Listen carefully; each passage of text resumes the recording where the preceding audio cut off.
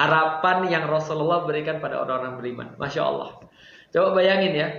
Kata Rasulullah, kenikmatan dunia yang dibagi rata pada semua orang, yang diperebutkan oleh seluruh manusia, sampai mereka gontok-gontokan, sampai mereka korupsi, sampai mereka nipu, sampai mereka bunuh-bunuhan, sampai mereka julit-julitan, minimal mereka saling benci, itu semuanya kayak seperti setetes, 2 tetes, 3 tetes yang mampu Anda ambil dari lautan itu.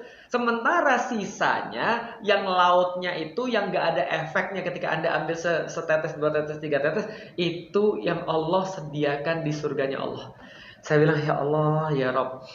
Berarti ketika kita buka puasa dengan makanan yang paling enak, yang kita seneng itu cuma ya nggak ada setetes itu. Warna setetes itu dibagi rata seluruh manusia sampai dari zaman Adam sampai dengan berakhirnya kehidupan manusia. Sementara yang ditinggalkan, yang Allah reserve untuk nanti orang-orang mukmin yang beriman di surga, itu seperti lautan.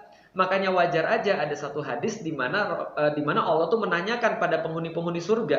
Allah ngumpulin penghuni surga lalu ditanya pada penghuni surga itu. Lalu Allah nanya pada penghuni surga, "Wahai para penghuni surga, siapa di antara kalian yang masih ingat kesulitan hidup di dunia?"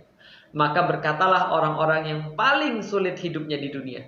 Maka berkata orang yang paling besar kehidupannya dan kesedihannya di dunia. Maka dia berkata, "Ya Allah, kami sudah tidak ingat sama sekali."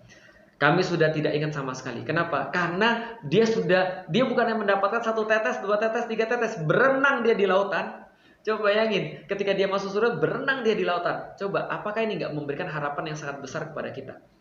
Bahwasanya kita tahu ketika kita itu di dunia, sebesar apapun kenikmatan yang kita dapatkan, itu nggak ada bandingannya dengan surga yang sudah disiapkan oleh Allah. Surga dan kenikmatannya seperti yang sudah disiapkan oleh Allah Subhanahu wa Ta'ala. Ini memberikan kita harapan luar biasa. Maka ketika kita merasa bahwa kita futur dalam beribadah, ketika kita merasa bahwa kita tuh kayaknya malas-malasan dalam ibadah, kita harus ingat bahwasanya kenikmatan itu cuma nggak setetes.